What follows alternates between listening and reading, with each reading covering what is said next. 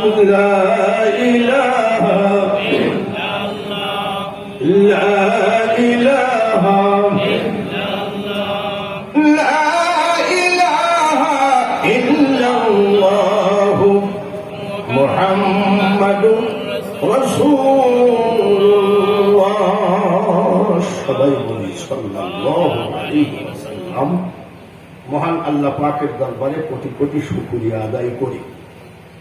আল্লাহ পাক আমাদেরকে আখেরি পয়গম্বরের উম্মত করে পাঠিয়েছেন। খুশি আছেন? সবাই বলি আলহামদুলিল্লাহ।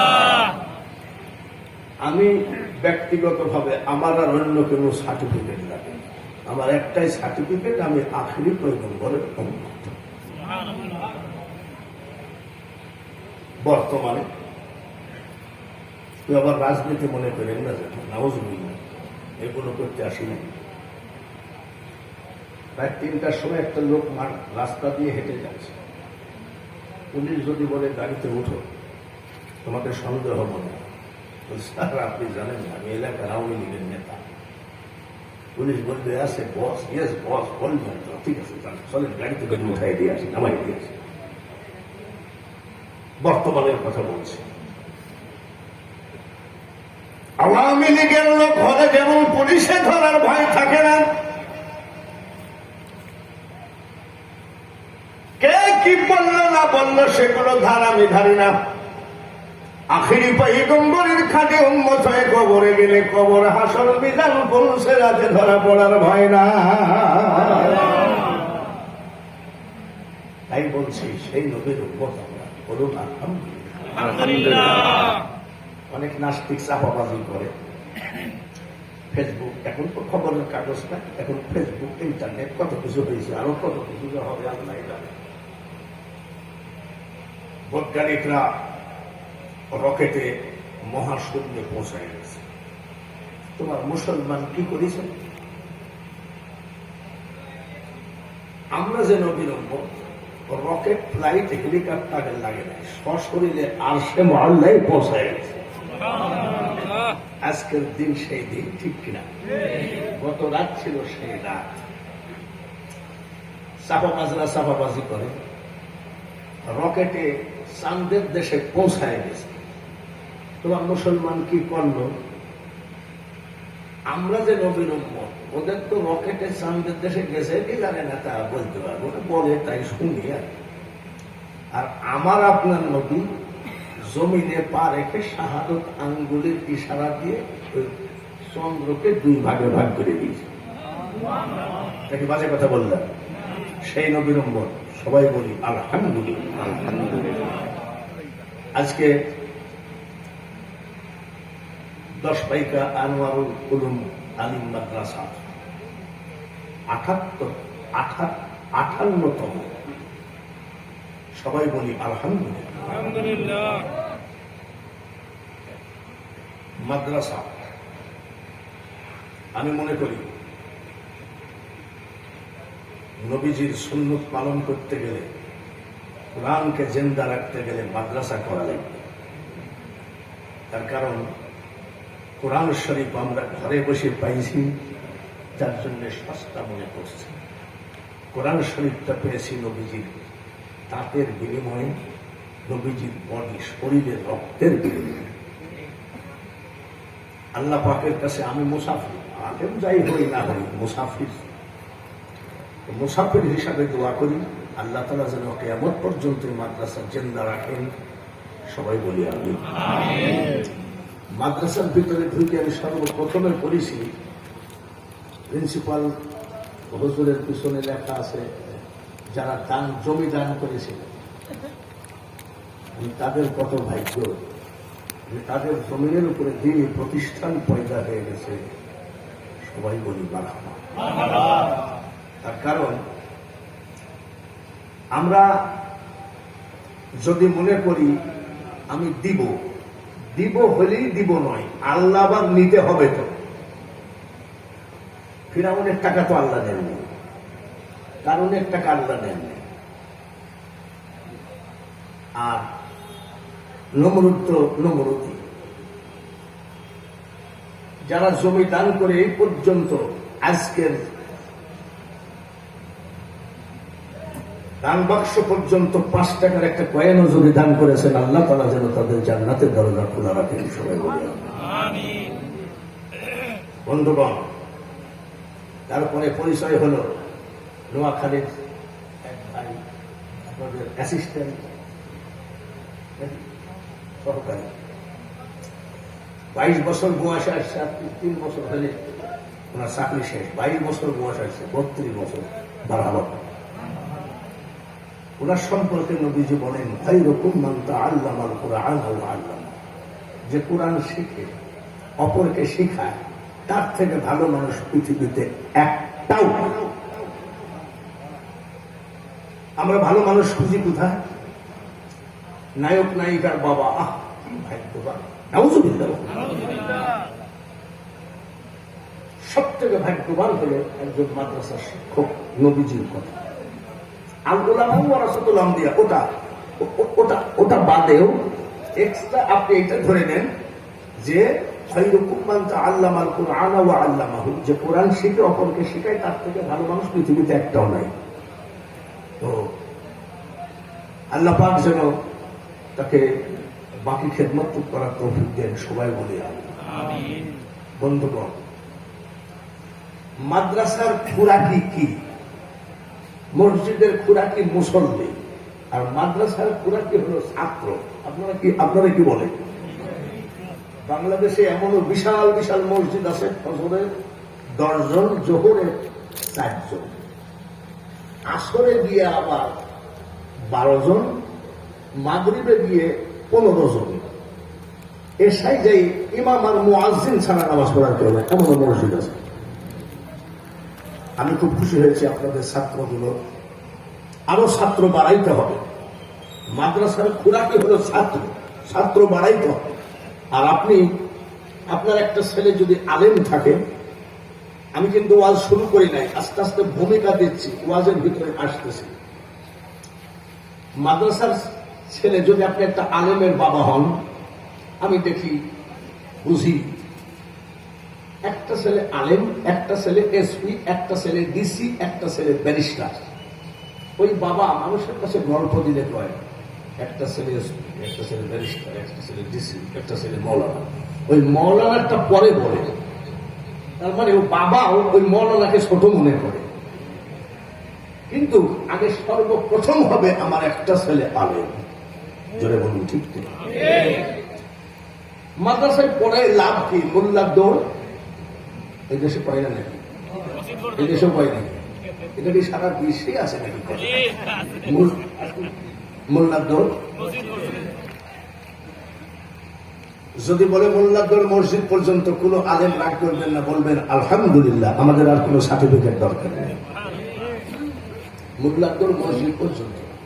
আর মাদ্রাসার ছেলেরা লেখাপড়া করে না, মাদ্রাসায় পড়লে চাকরি হবে কি হবে না, কি হবে, সংসার চলবে কেমন? আরে পাগল, সংসার চালানোর মালিক কে? আল্লাহ। বলেন কে? আল্লাহ। আমি যখন মাদ্রাসায় পড়তে দিল আমার আব্বা, এখন তো চকচকা ভালো ছেলে পেলে মাদ্রাসায় পড়ে। আর এই মুরব্বীদেরকে জিজ্ঞাসা করেন, আমরা যখন মাদ্রাসায় পড়েছি একটাও ভালো ছেলে দেয় নাই। দিয়েছে গাছের থেকে পড়ি একটা নেংড়া, ওরা বলছে, আর না হয় চোখ একটা টেরা, দক্ষিণে তাকালে উত্তর উত্তর ভাব লাগে। এই যত অসল গুলো মাদ্রাসায় দিত, এটা কোনো গল্পের কথা না, হাসির কথা না।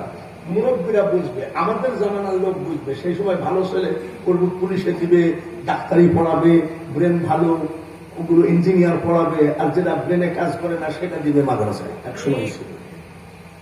তা আমার আব্বাকে গ্রামের মানুষ বলতে লাগলো, ছেলেটা জীবনটা ধ্বংস করে দিলেন, ওই সবে মনে রুটি আর হালুয়া লোকের বাড়ি বিলাত করে কয় টাকায় বা পাবে।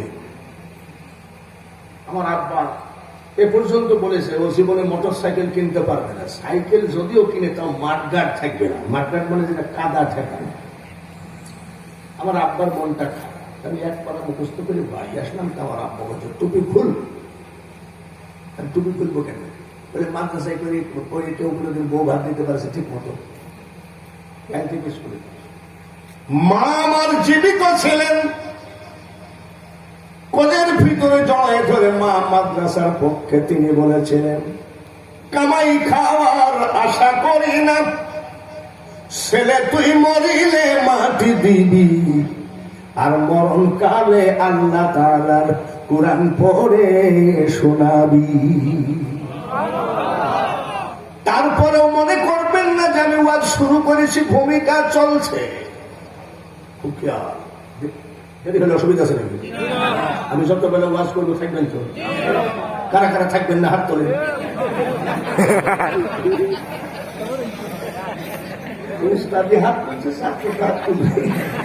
ভুল হয়েছে, আমি বলছি কারা কারা থাকবেন না।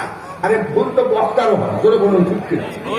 বোঝা গেল যে সবাই থাকবেন, বলেন আমি থাকবেন বলতে হবে না, তিনি থাকাইতে হবে, এতটুকু বিশ্বাস করে নাকি মান, বলেন আমি।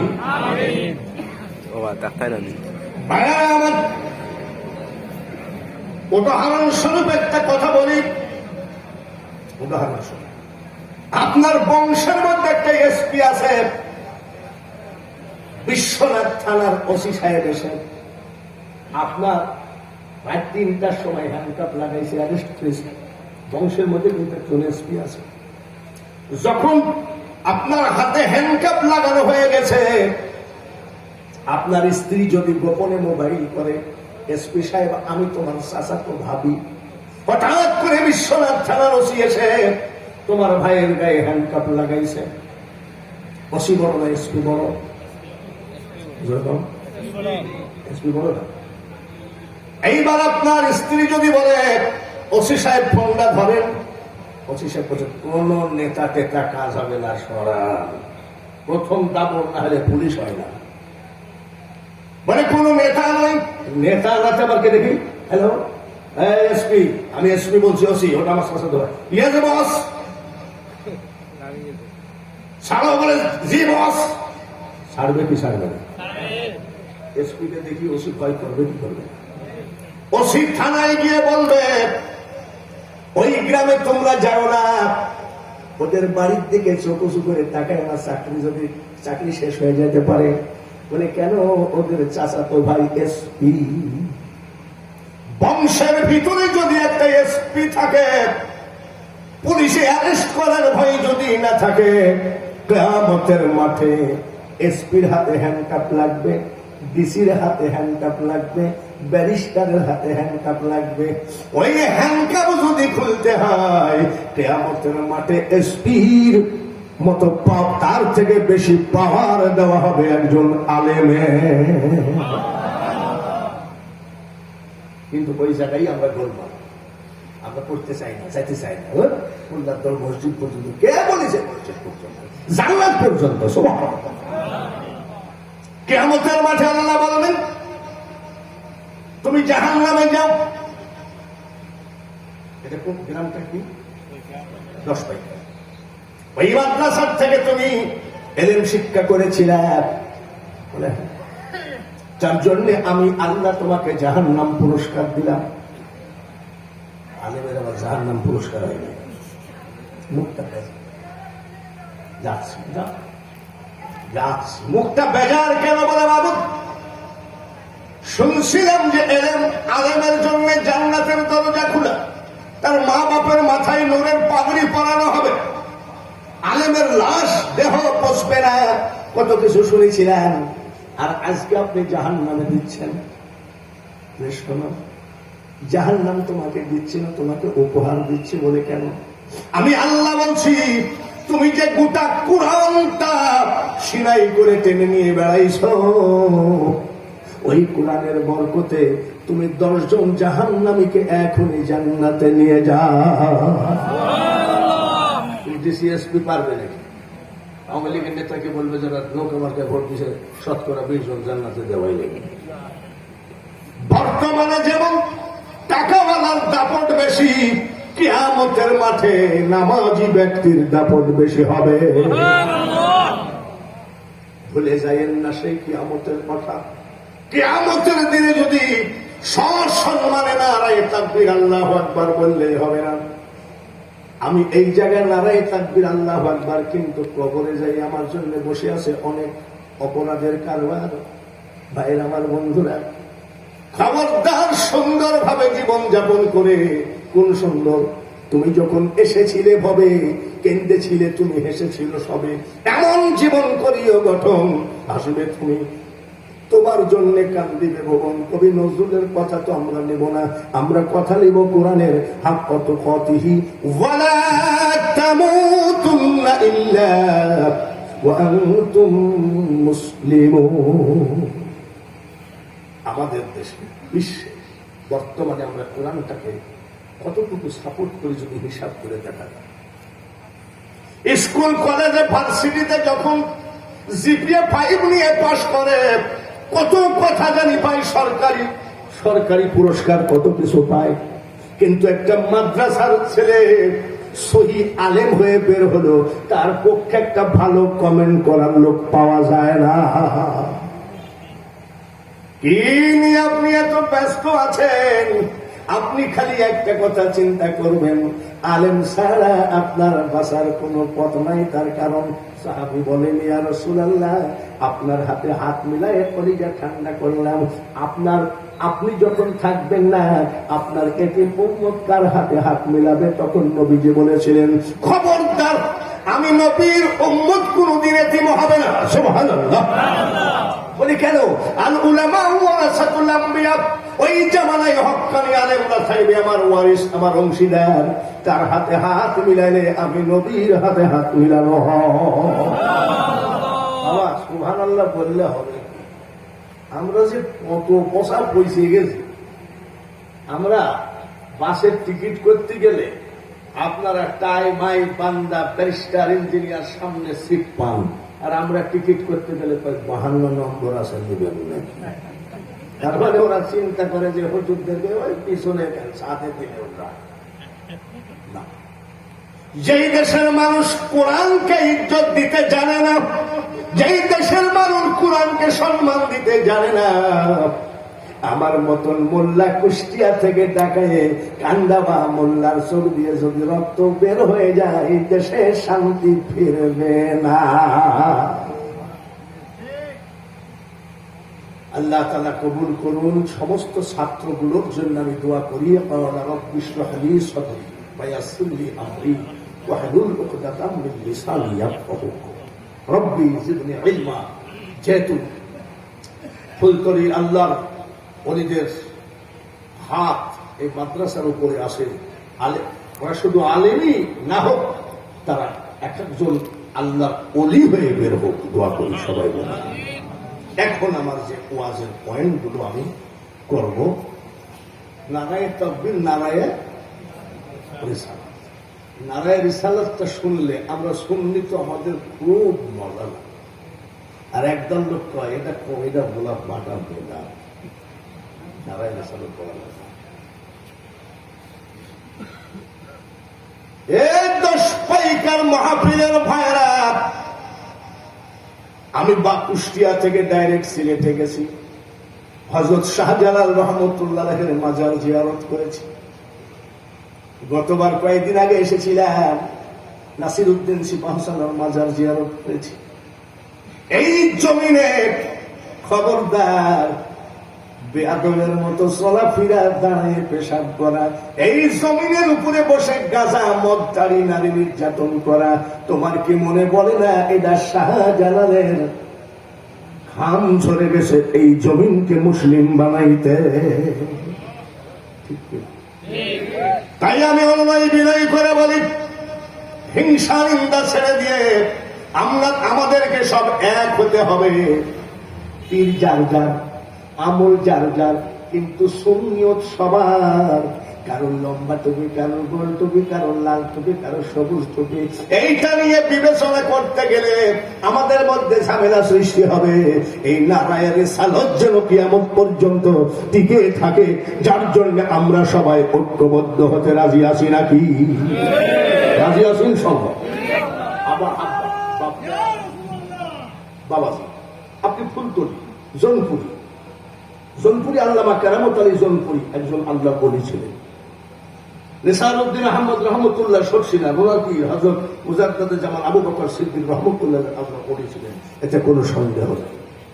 কিন্তু এক একটা সিলসিলার এক একটা মতের সাথে একটা মত মিল না থাকতে পারে, মিলগুলো আমরা পরে ঠিক করব, কিন্তু আগে ঐক্য হওয়া দরকার। তা না হলে কিন্তু একদল বাতিলের দল কিন্তু আমাদেরকে ঘেরাও করে ফেলেছে, যারা বলতেছে 20 রাকাত তারাবি পড়া যাবে না, যারা বলতেছে নারায়ে তাকবীরকে কুরবানি না দেওয়া পর্যন্ত আমরা জিহাদ শেষ করব না, যারা বলতেছে দুরূদ এবং কিয়াম উঠায় না দেওয়া পর্যন্ত, এই ধরনের কি আছেন আপনাদের দেশে? আপনারা তো খুব শান্তিতে আছেন, 360 আউলিয়ার দেশ, আর আমি আছি একেবারে খারিজিদের ক্যান্টনমেন্টের ভিতরে।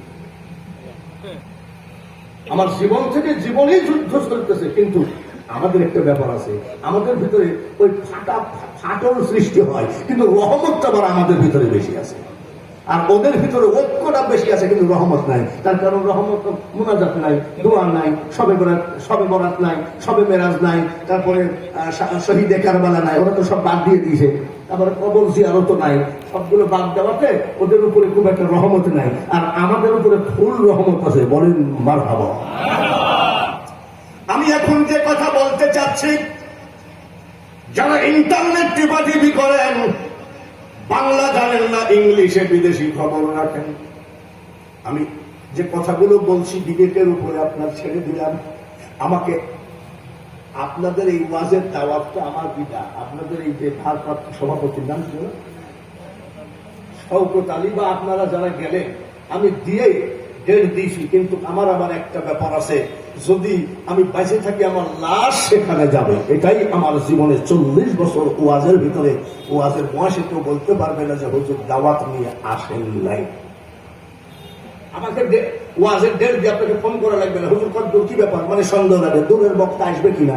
দূরের বক্তা ওরকম আমি না, যে এক ওয়াজ আর এক জায়গায় বেশিছি, এরকম বক্তা বাংলাদেশে আছে, এক ওয়াজ বহুতবার বেশি, এখানে 40,000 আর এক জায়গায় 80,000। তখন চিন্তা করে ভাই আমার মা মরে গেছে, কত সালা জালিয়াতি, ওগুলো বলে লাভ নাই, বললে আবার বলবেন এক বক্তা আর এক বক্তা দূরে বলতেছে, এগুলো বলার দরকার নাই। দরকার হলো আমাদের একটাই, এই 77 বছর বয়সে 77 তো হাঁটতেই পারি, তারপরেও শুধু ওলি আল্লাহদের উপরে ভক্তির কারণে, শুধু কোরআনের উপরে আজকে কথা বলার কারণে হয়তো বা কত দূর থেকে আল্লাহ তাআলা হাজির করেছেন, অসুস্থ করেন না। কিন্তু আপনারা দাওয়াত না দিলে আমি শান্তি পাই, আমার শরীরে আর কোনায় না। তার কারণ বক্তা যদি এসে বলে যে আমি শরীর দুর্বল, কেউ বলবে তুই দুর্বল মানে চিন্তা থেকে বইয়ে গেল, তারপর বয়স করে, যার জন্য আমি বলিও না। 77 বছর বয়স, আর নভেম্বর, অক্টোবর, নভেম্বর, ডিসেম্বর, জানুয়ারি, ফেব্রুয়ারি, মার্চ, 6 মাসের ভিতরে একটা দিন রেস্টের দিন আমি পাই না।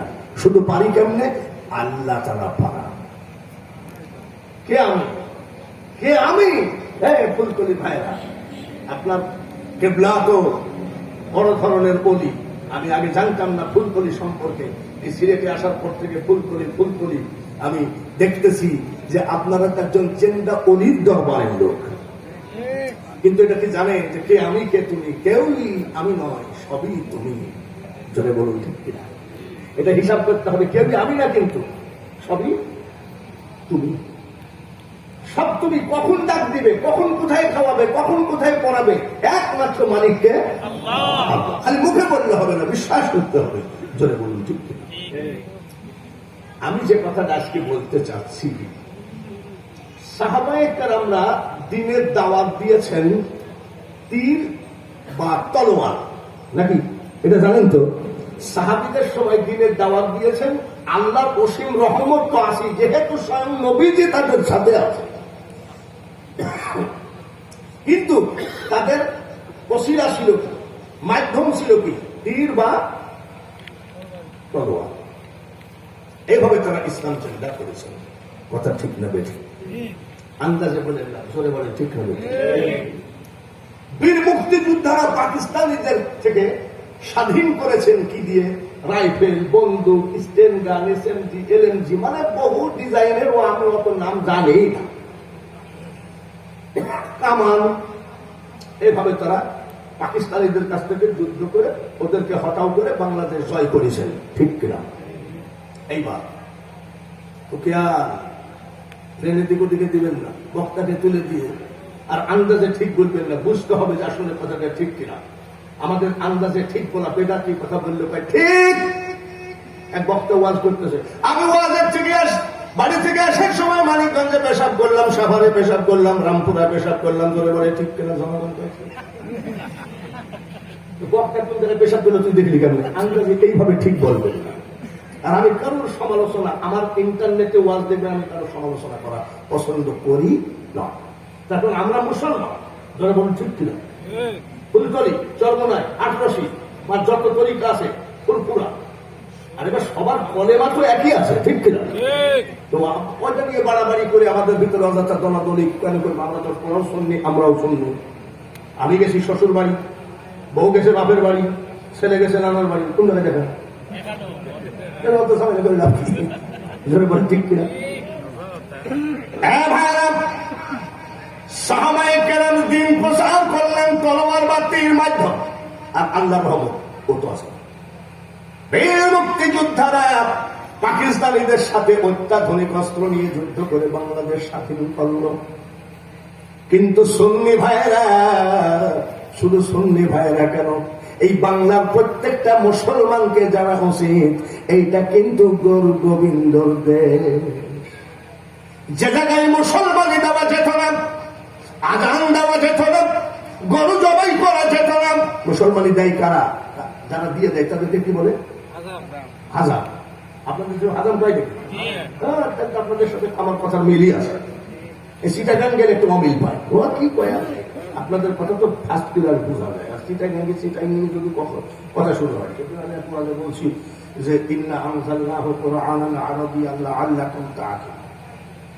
আল্লাহর, আমার ভাগ্য ভালো যে আরবি ভাষায় কোরআন নাযিল হয়েছিল, তাই 30 পারা কোরআন বুঝতে। যদি সিটাগাঙ্গি ভাষায় নাযিল হতো 77 বছর বয়সে 60 পারা হতো। আবার ওরা হাসে, ওরা আবার হাসতেছে, হাসেন কে? আবার ঠিকই বলেছে। আমরা বলি কেমন আছেন? ভালো আছেন? আপনাদের দেশে কি কয়? বালানি। এরকম কয় না? বালানি। আর আমাদের ভালো আছেন, ভালো আছেন, আপনার ভাই বালানি। আর ওরা গম আসনি, গম আবার ওদের একটা ভাষার ইস্যুতে, যাই হোক আমি বেয়াদবি করবো, ওটা বাংলা আউলিয়ার দেশের ভাষা, আর সিলেটি ভাষা 360 আউলিয়ার দেশের। কোন কথা বলতে গিয়ে বেয়াদবি হয়ে শেষে আমার সর্বনাশ হয়ে যাবে। তার কারণ কোরআন শরীফের ভিতরে আছে নবীর সাথে বেয়াদবি করলে তোমার আমল কালাম যা আছে তোমার অজান্তে ধ্বংস হয়ে যাবে। অজান্তে, আমি বুঝতেই পারি কথা শেষ হয়ে গেছে। তার কারণ এই দেশে বহু বক্তা দেখা যায়, বহু বক্তা আমার এই 40 বছরে দেখলাম। দেখতে দেখতে এমনই যখন মার্কেট পায় তখন কি বলতে কি বলে, তখন মনে করে আমি যা দিব সেইটাই দলিল। আরে বাবা, দলিল বাজি কম করো। পরে দেখা যায় ওই বক্তার ভিতরে অহংকার এসে যায়, বাজে চিন্তা এসে যায়, তখন তাকে আর চার দোকানেও বসতে দেয় না। ওসব না, অহংকার যেন না আসে। যারা বলুন ঠিক কিনা? কি বক্তা, কি নেতা, কি রাষ্ট্রপতি, কারোর ভিতরে অহংকার, অহংকারের মালিক একমাত্র আল্লাহ। ভাইরা আমার, খুব খেয়াল রাখতে হবে, কাগজ কলম থাকলে বের করেন। এই হয়তো আমার জীবনের সিলেটের মাটিতে শেষ আশা হতে পারে। বলে মানুষটা কে রে, কি বলতে চায়? বাবাজিরা, আমি একটা কথাই বলতে চাই, ইসলাম কারোর বাপের বানানো জিনিস নয়। ইসলাম ওলি আল্লাহদের জীবনের বিনিময়ে ইসলাম। এই ইসলাম ওলি আল্লাহরা কিভাবে জিন্দা করলেন? সাহাবীরা তীর তলোয়ার মাধ্যমে, মুক্তিযোদ্ধারা অত্যাধুনিক অস্ত্রের মাধ্যমে, আর ওলি আল্লাহরা এই বাংলার মাটিতে ইসলাম জিন্দা করেছেন কেরামতি দিয়ে। কি দিয়ে? এবার আসল কেরামতি দেখি। কেরামতি মানুষ যখন আল্লাহওয়ালা হয়ে যায়, আল্লাহর কিছু গুণ ওই ওলির মাধ্যমে প্রকাশ পায়, এটাকে বলা হয় কেরামতি। একটা মাদ্রাসার ছেলেকে আপনি ঠাস করে চড় মারবেন অযথা, কাল আপনার আজ হোক কাল হোক ওই হাতের একটা ডিস্টার্ব হবেই। কারো দেলে দিও না আঘাত, সে আঘাত লাগিবে কাবার গায়ে। এই হিসাবটা আবার অন্যটার মধ্যে আর একটা না ঢুকায়। আমি যেটা বলতে চাচ্ছি, কেরামতি হক না বাতিল? জোরে বলুন, সবাই একভাবে বলুন। কেরামতি হক, কেরামতির মালিক কিন্তু আল্লাহ। ফুলতলির পীর কেবলাকে এমনও এই দেশে কি অপমান করে নাই? অপমান করলে তার 14 গোষ্ঠীর কিছু না কিছু ক্ষতি হয়েছে, জানা আছে কিনা? আপনার যদি জানা না থাকে, আমি আপনার ফুলতলি নিয়ে একেবারে নতুন করে রিসার্চ করতেছি। আমি মৌলানা আহাদ সাহেবের সাহায্যের সাথে ওয়াজ করেছি কয়েকদিন আগে, তাজপুর মাদ্রাসায় করলাম। তারপরে বেশ কিছু ফুলতলির ভাইয়েরা আমাকে নিয়ে আসে। আমি তখন থেকে রিসার্চ করলাম, যারা ওদের সাথে বেয়াদবি করেছে তাদের মারাত্মক ক্ষতি হয়েছে। এই ক্ষতি করার মালিক হলো আল্লাহ, আর ফুলতলি হলো আল্লাহওয়ালা। আল্লাহ নয়, আল্লাহওয়ালা। পীর কোনদিন খোদা রসুল হতে পারে না, রসুল কোনদিন খোদা হতে পারে না। আল্লাহ, পীর, রসুল তিনটা আলাদা জিনিস। জোরে বলুন ঠিক কিনা? এইবার কেরামতি দিয়ে ইসলাম জিন্দা করেছেন, কথাটা মেনে নিলেন। এইবার আপনি একটা একটা করে ধরেন। আগে দিনাজপুর, বাংলাদেশের ভিতরে একটা দিনাজপুর জেলা আছে, জানেন নাকি? দিনাজপুর নিমনগর বালুবাড়ি বলে জায়গাটার নাম। নিম লিখবেন না, নিমনগর বালুবাড়ি। শেখ জাহাঙ্গীর বাগদাদী রহমতুল্লাহ আলাইহি ওই দিনাজপুরের মাটিতে বেঈমান রাজা, মুসলমানের দেওয়া যাবে না, আজান দেওয়া যাবে না, মাদ্রাসা করা যাবে না, মুসলমান যেখানে পাও তাকে কৌশলে হলেও হত্যা করো, এমন একটা দিন রে। ইয়াং জেনারেশন, তোমরা শুধু ডিজে গান নিয়ে আর ডিজে জিকির নিয়ে ব্যস্ত থাইকো না, একটু পিছনের চিন্তাটা করো। তোমার বাবা কিন্তু একদিন ধুতি পড়তে হয়েছে। তোমার দাদার কাছে খবর নিও, কুষ্টিয়ার বক্তা বলে গেল, আমার বাবাই তো ধুতি পরত। এই ধুতি খুলেছে, পায়জামা পাঞ্জাবি বানিয়ে দিয়েছে আল্লাহর ওলিরা। জোরে বলুন ঠিক কিনা? 1956 সালের যেসব জমিনের দলিল, 1956 সালের ভূমি অফিসে খেয়াল করো, ভূমি অফিসে খোঁজ নাও, ওই জায়গায় লিখতে হতো শ্রী শ্রী মোখলেসুর রহমান, শ্রী শ্রী আব্দুল রহমান, শ্রী শ্রী আব্দুল মালিক। এই শ্রী শ্রীকে মোহাম্মদ লাগিয়েছে একমাত্র আল্লাহর ওলিরা। একটি একটি করে দেখো। শেখ জাহাঙ্গীর বাগদাদী রহমতুল্লাহ আলাইহি বাগদাদ থেকে এসে দিনাজপুরে আস্তানা গাড়লেন। ওরা তো, ওদের তো কাজ ছিল দিনের দাওয়াত দেওয়া। আর আমাদের এখন যে সব আমরা যারা কিছু কিছু পীর আছি বাংলাদেশে, এরা তো দিনের দাওয়াত বোঝে না, উনি পেটের দাওয়াত দেয়। পীরের দরবারে বসে সেরকম এক মোটা পীর জিকির করতেছে, লইয়াইও লইয়াইও লইয়াইও। কি জিকির করে? সিটার পয়সা আছে, যা আছে সব এসব ভণ্ডামির কারণে তো আজকে খাঁটি পীরগুলো অনেক সময় অপমানিত কথাবার্তা তাদের নামে ভেসে আসে। কিন্তু এ দেশে অলি, আল্লাহর অলি আছে কি নাই? খাঁটি পীর আছে কি নাই? আজকে ভণ্ড পীরের কারণে খাঁটি পীরের মুরিদ পরিচয় দিতে ভয় পায়। ভাইয়েরা আমার, সে কথা পরে হবে। যখন শেখ জাহাঙ্গীর বাগদাদী রহমতুল্লাহ দিনের দাওয়াত দিতে হাজির হলেন, ওই জালেম বাদশাহ যে কলেমা আগুনের ভিতরে লিখে লিখে পুড়ে, কলেমা লিখে লিখে পুড়ে তারা চুলা আঠার আগুন জ্বালাইছে, এই জাহেল বাদশার সামনে কলেমা দাওয়াত দিতে আসলো। জাহেল বাদশাহ দাওয়াত দিল শেখ জাহাঙ্গীর বাগদাদীকে। দাওয়াত দেওয়ার পরে শেখ জাহাঙ্গীর বাগদাদী রহমতুল্লাহকে কুকুর আর বিড়াল জবাই করে তরকারি দিয়েছে সামনে। শেখ জাহাঙ্গীর বাগদাদী বলছে, বাবা কোনটা খাবো? বলে, হুজুর আপনার অন্তর চক্ষু খোলা, আপনি তো সবই দেখেন। টিটকারি মারতেছে, সবই দেখেন, আপনি খান। টিটকারি মারতেছে জাহেল। তাই নাকি? বলে, এই কে আছিস রে পাটির ভিতরে? কোনটা কিসের মাংস আমি তো টের পাচ্ছি না, উঠে দাঁড়া। বাটির কুকুরের ভিতর থেকে কুকুর, বিড়ালের বাটির ভিতর থেকে বিড়াল বের হয়ে কয়, হুজুর আমাদের তো দোষ দিবেন না, দোষ তো ওই জাহেল বাদশাহ। জাহেল বাদশাহ স্বচক্ষে দেখার পরে ওর গোষ্ঠী শুদ্ধ ধরে এসে কয়, হে আল্লাহর ওলি, আর আমাদেরকে বুঝাইতে হবে না, আপনি আমাদের সবাইকে আপনার লাইনে নিয়ে চলেন। লা ইলাহা ইল্লাল্লাহু মুহাম্মাদুর রাসূলুল্লাহ। সব মুসলমান হয়ে গেল। তাহলে বীরা তলোয়ার দিয়ে সাহাবীরা, বীর মুক্তিযোদ্ধারা অত্যাধুনিক অস্ত্র দিয়ে, আর ওলি আল্লাহরা সব গোষ্ঠী সহ মুসলমান করেছেন কেরামতি দিয়ে। কিন্তু কেরামতের মালিক একমাত্র আল্লাহ। জোরে বলেন কে? আল্লাহ। ওখান থেকে চলে আসেন, এক দিনাজপুর নিয়ে থাকলে হবে না। খবরদার, যখন আওয়াজ ভালো লাগবে না একটু ছোট্ট করে স্লিপ পাঠাবেন, হুজুর আর ভালো লাগছে না, সঙ্গে সঙ্গে আমি আমার বক্তব্য শেষ করে চলে যাব। কাউকে কষ্ট দিয়ে কোনো ধর্ম করাটাও কিন্তু ঠিক না, ঠিক কিনা?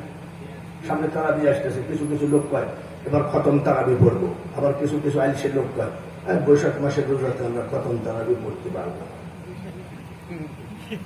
সম্ভব না। একটা ইমাম দেখো যে ছোট সোরা করবে, ইন্না তাইনা কাল কাউসার কুল আল্লাহু আহাদ, বাস ইমামটা জানেন, জানবে। আমরা তো কষ্ট করতে চাই না। ভাইয়েরা আমার, রংপুর টাউনে চলে আসেন আল্লামা কেরামত আলী জলপুরি রহমতুল্লাহ আলাইহি, একজন বিখ্যাত আল্লাহর ওলি ছিলেন। মারহাবা। জানি না আপনারা কেউ গেছেন কিনা। আমি কেরামত আলী জলপুরির মাজারে, ওনার মাজার শরীফ হলো কেরামতিয়া মসজিদের ভিতরে, আমি একাধারে 10 বছর 3 দিন ইতিকাফ করেছি। সেটা হলো শবে বরাতের আগের দিন, শবে বরাতের দিন আর পরের দিন, 10 বছর। এখন আর সময় পাই না। আমি জানি তিনি কত বড় আল্লাহর ওলি। ওলিদেরকে নিয়ে বিশ্বাস করতে হয়, আন্দাজে বিরোধিতা করলে ওলি হওয়া যায় না, আবার বিশাল জ্ঞানী হলে ওলি হওয়া যায় না। জাহিরি এলেমের আপনি যত বড় পারদর্শী হন না কেন, বাতিনি এলেমের পারদর্শী হতে গেলে একজন আল্লাহর ওলির কাছে আশ্রয় নেওয়াই লাগবে, তাতে কোনো সন্দেহ না। জাহেল বাদশা করছে কি, নিজের তাজা ছেলে কাফন দিয়ে পেঁচায় বলছে আপনি তো আল্লাহর ওলি। আচ্ছা, কেউ কোন আল্লাহর ওলিকে যদি কয় আপনি আল্লাহর ওলি, বলে নাকি হ্যাঁ ঠিকই বলেছেন, তখন বলে কি নাউজুবিল্লাহ, আমি ওলির পদতুলিও হতে পারি না। সবাই ছোট হয়, যেই ছোট হয় আল্লাহ তাকেই বড় হয়, আর যে বড় হয় আল্লাহ তাকে ছোট হয়। আর দেখবেন বড় হয় কারা?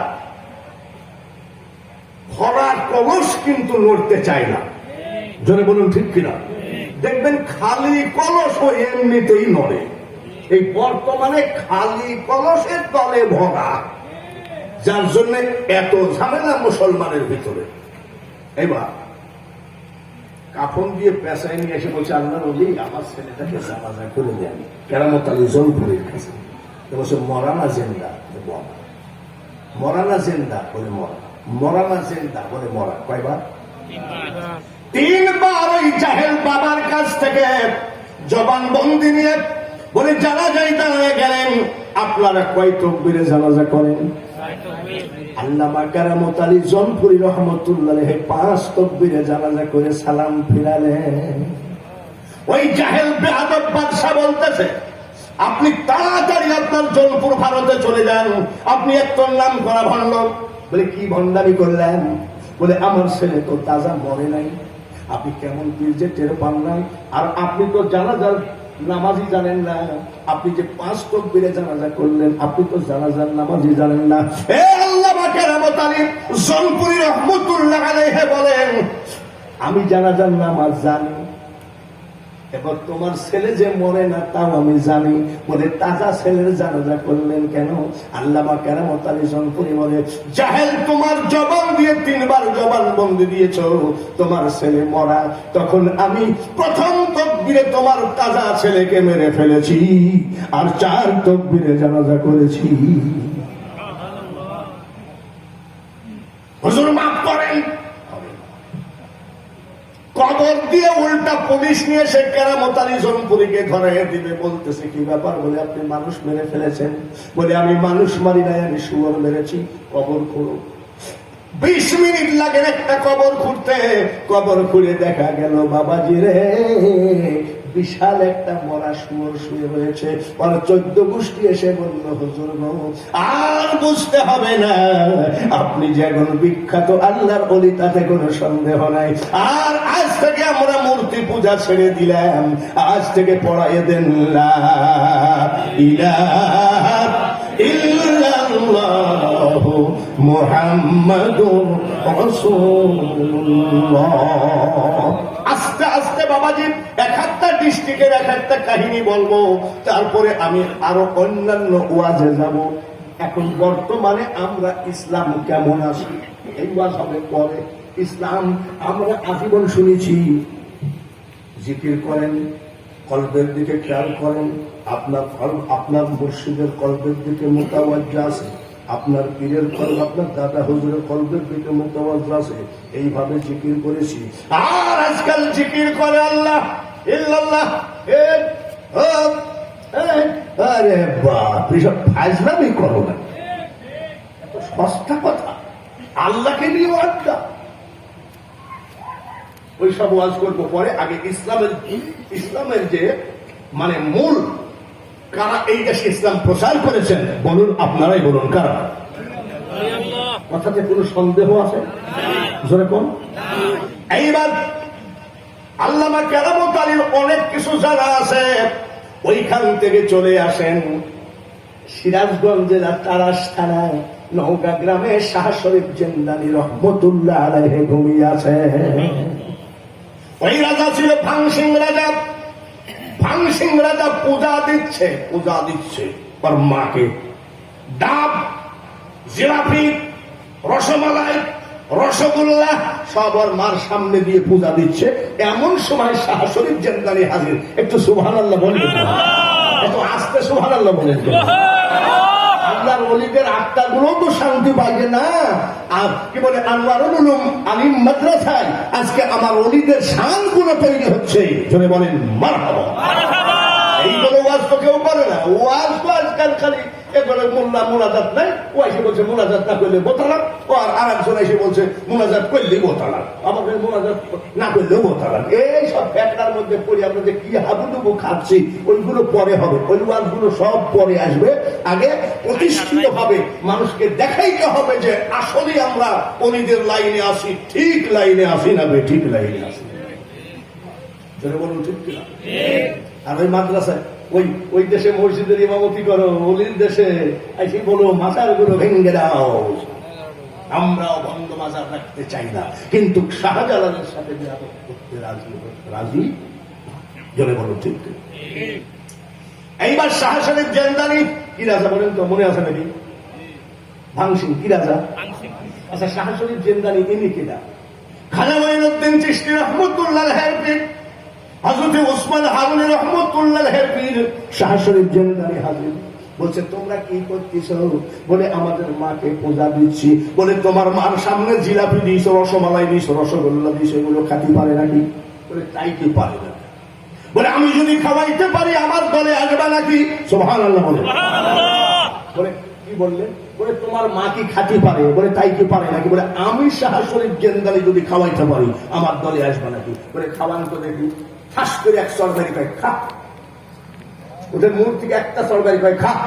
এইগুলো কোনো দলিল বলছি না, পরের কথা শোনা বলছি না, প্রত্যেকটা জায়গায় গিয়ে গিয়ে আমি ইতিহাস তুলে নিয়ে এসে সেইগুলো আজকে প্রকাশ করতেছি। খাওয়া শুরু, তোর মা খাওয়া শুরু। এইবার ডাক দিয়ে কয় হুজুর আর বুঝাইতে হবে, এতদিন আমরা ভুল করতেছিলাম, এখনই পড়াই দেন লা ইলাহা ইল্লাল্লাহু মুহাম্মাদুর রাসূলুল্লাহ। আচ্ছা ভাই, আপনারা কি আমার তো বেজার আছেন? খুশি? মুখের খুশি না অন্তরের খুশি? 1 নম্বর না 2 নম্বর? 1 নম্বর যদি হয় সামনের দিকে এক হাত করে আগে আসেন তাহলে বুঝবো 1 নম্বর। সামনের লাইনটা বাদে। কোন হিন্দু ভাই যদি থাকেন খবরদার রাগ করেন না ভাই, তার কারণ আমি আমাদের ইতিহাস বলছি, আপনাদের বিরুদ্ধে বলছি না। এখন আপনাদের এলাকায় হিন্দু থাকতেও পারে, 9-10 মাইল দূরে আসে না। সেদিন এক হিন্দু মাদ্রাসায় দিয়েছে 1,500 টাকা। 1,500 টাকা নিয়ে আমি থুইছি, বলছে হুজুর ড্রয়ারের, আর এক হুজুর আমার এই পিছন থেকে বলছে ড্রয়ারের ভিতরে রাখেন। বলে কেন? ওইটা দিয়ে পায়খানা করা যায়। ডিজিটাল সাউন্ড সিস্টেম ওই কিন্তু শুনতে পেয়েছে। কিছুক্ষণ পরে আবার এসে কয়েক টাকা ফেরত দেবেন। কেন? বলে আপনি পায়খানা বানাবেন না বাথরুম বানাবেন আপার ব্যাপার মাইকে বলেছে। আমি একটা কথা বলি নাই, হুজুর আস্তে করে বলেছে, কিন্তু সাউন্ড সিস্টেম একটু না। এসব ব্রাহ্মণ চন্ডাল চমার মুচি খবরদার, একজনের সব দেখে শুনে হয় না রুচি জমে তো কাউকে ছাড়বে না। ব্লাড টেস্ট করলে ডায়াবেটিস, ক্যান্সার সব ধরা পড়ে, কিন্তু জাতি ধরা পড়ে না। কিন্তু হিন্দু ভাইয়েরা খবরদার মাইন্ড করেন না, এক সময় আপনারা যে এমন ছিলেন, সেই আমার কলেমার কত বড় ক্ষমতা, সেই ওলিদের কত বড় পাওয়ার, সেই পাওয়ারের কাছে সবাই সারেন্ডার করেছিলেন। এইবার মহাস্থানগড় বগুড়া বগুড়া বগুড়া মহাস্থানগড়ে গেছেন কিনা জানি না, ওই জায়গায় লেখা আছে মাহিসুয়ার শাহ সুলতান ইব্রাহিম হাম্বলকি রহমতুল্লাহ আলাইহি। মাহিসুয়ার মানে তিনি আরব সাগর মাছের পিঠে উঠে পাড়ি দিয়ে এই দেশে দিনের দাওয়াত দিয়েছে। কিসের পিঠে? আরব সাগর কুন্ডা বোম্বে। এক সময় মানুষ পায়ে হেঁটে হজ করতে যেত, বোম্বে পর্যন্ত যাই ডায়রিয়া কলেরা মলেরা হলে ফেরত আসলে তখন এলাকার লোক বলতো বোম্বাই হাজি। এটা এই দেশের আওয়াজটা আছে নাকি? আরো তো অনেক পুরাতন কথা, ভুলে যাওয়ারও কথা। তো সেই বোম্বে আমি গেছি, আরব সাগর যেখান থেকে হাজিরা আরবে পৌঁছায় দিত জাহাজে, সেখানে আমি গেছি 2 বার। বোম্বে মারহাবা কর।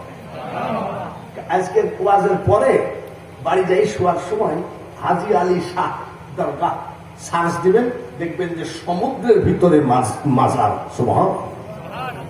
আমি গেলাম, দেখি সত্যিকারই সমুদ্রের ভিতরে মাজার। যে সমুদ্রের পানি এসে সারা পৃথিবীকে তোলপাড় করে ফেলায়, কিন্তু আল্লাহর ওলির মাজারে 1 গিলাস পানি কোনোদিন উঠে না। কেউ যদি বলেন বেদাত কথা, আপনি বেদাত বললে আমি শুনবো না। কেন? আমি যে দেখে এসেছি। আমি গেলাম ফ্লাইটে নেমে, এয়ারপোর্টে নেমে আমি একটা গাড়িকে বললাম হাজি আলী দরগাহ কি পাস জায়গা, 110 টাকা নিল। গেলাম, যাই দেখি বাবাজি সত্যিকারী সমুদ্রের ভিতরে মাজার। মসজিদে আমি জোহরের নামাজ আদায় করে চোখের পানি ঝরাই কাঁদতেছি। আরে বাবু, কেউ কোনদিন অলির দরবারে যাইতে পারে না, তুমি যদি তাকে না নিয়ে আসো। আমার কত ভাগ্য, আমি কত অলির দরবার জিয়ারত করলাম। আজকে বোম্বে হাজি আলী শাহ মাজার জিয়ারতে চোখের পানি ফেলায় কান্দে। ইমাম সাহেবকে বলছি, ভাই একটু কেরামতের কথা বলেন। ইমাম সাহেব বলতেছে উনি নৌকায় থাকতেন, ভাত খেতে গিয়ে গলায় ভাত বেঁধে গেল।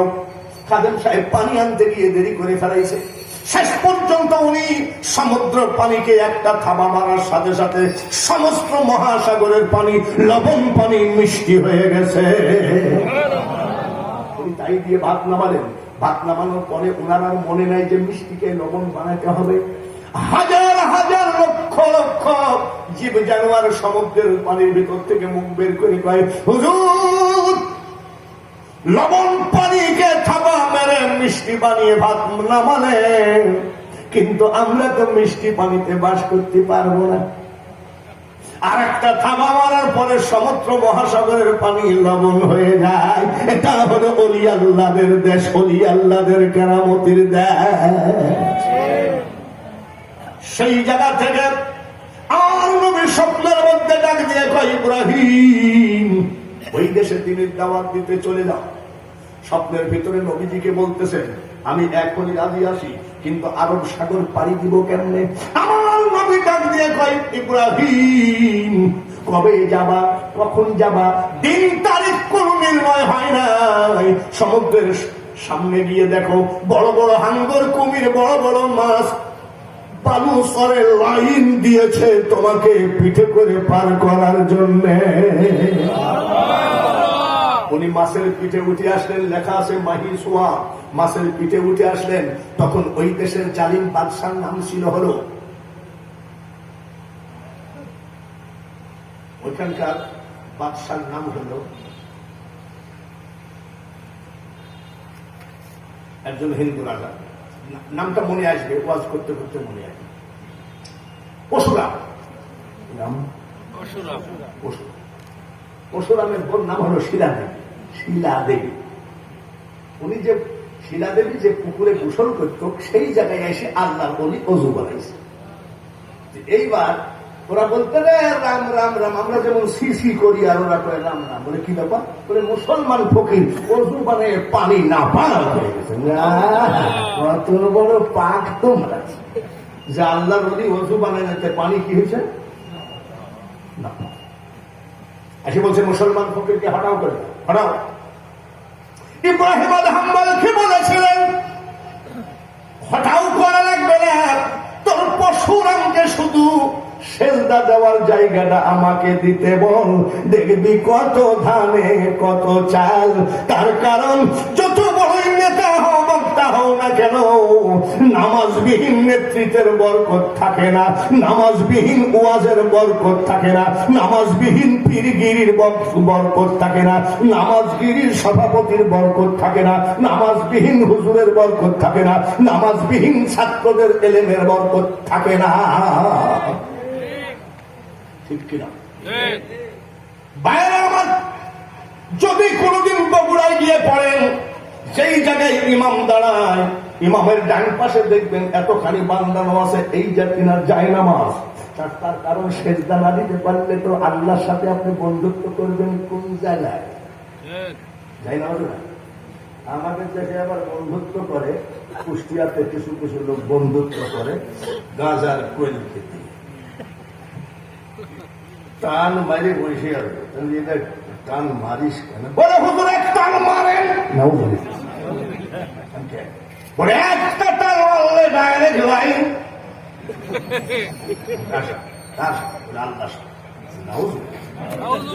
আল্লাহর সাথে যদি ডাইরেক্ট লাইন করতে হয় একটা মাত্র রাস্তা। আসসালাতু মি'রাজুল মুমিনিন। জিবরাইল ফেরেশতা জিজ্ঞাসা করে, আল্লাহ আপনি সবথেকে কি বেশি পছন্দ করেন? আমার আল্লাহ তাআলা বলে, জিবরাইল রে, আমি আল্লাহর সবথেকে বেশি পছন্দ হলো আমার বান্দার সেজদা। সুবহানাল্লাহ। বান্দা সেজদার মালিক কে? আল্লাহ।